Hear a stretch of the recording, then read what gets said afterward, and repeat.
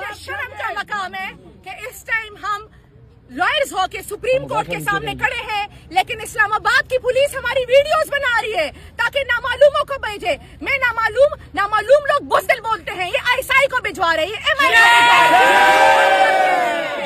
آپ ہماری ایجنسیاں ہماری حفاظت کے لیے، ہم آپ کو نمبر 1 سمجھتے تھے اور آپ پہ فخر کرتے تھے. بچپن سے ہم یہ خواب دیکھ رہے تھے کہ ایک دن آپ ہمارے لیے کشمیر آزاد کریں گے، لیکن آپ کو تو ہم سے ہی فرصت نہیں مل رہی ہے.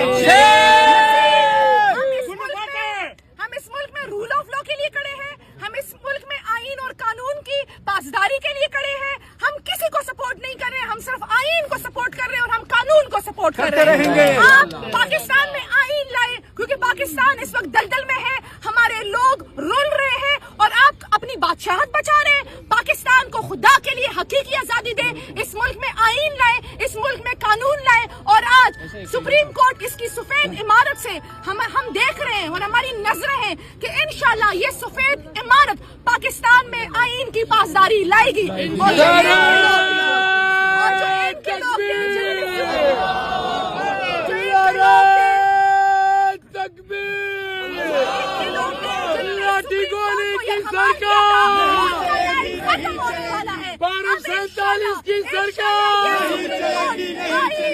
کی پاسداری یقین بنائے گا، یہی سپریم کورٹ قانون کی پاسداری یقینی بنائے گا اور 75 سال کی بادشاہت ختم ہونے والی ہے.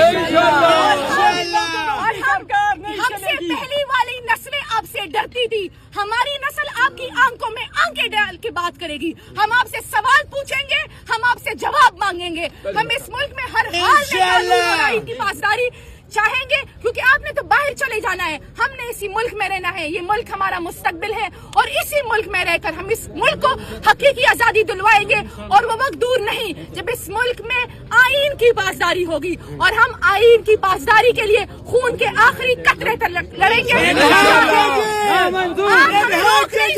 آپ ہمیں روک نہیں سکتے. اور اب جو سپریم کورٹ کے ججز نے سٹینڈ لیا ہے، جو اسلام آباد ہائی کورٹ کے ججز نے لیٹر لکھا ہے، جو لاہور اور سرگودا کے ججز نے سٹینڈ لیا ہے، جو پشاور ہائی کورٹ نے سٹینڈ لیا ہے، یہ اس بات کی امید ہے کہ بارش کا پہلا قطرہ گر گیا ہے.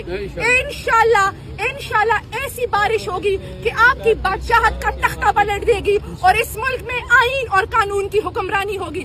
ہم ایڈ ہاک ججز کسی بھی صورت نہیں مانیں گے. اور جسٹس قاضی فائز عیسیٰ صاحب نے جو پلان بنایا ہوا ہے، جو محفلوں میں کہتے تھے کہ جی میں ایڈ ہاک ججز لا رہا ہوں اور پھر میری ایکسٹینشن ہو جائے گی اور پھر پورا پاکستان میرے کنٹرول میں ہوگا، تو یہ ان کا خواب ہوگا.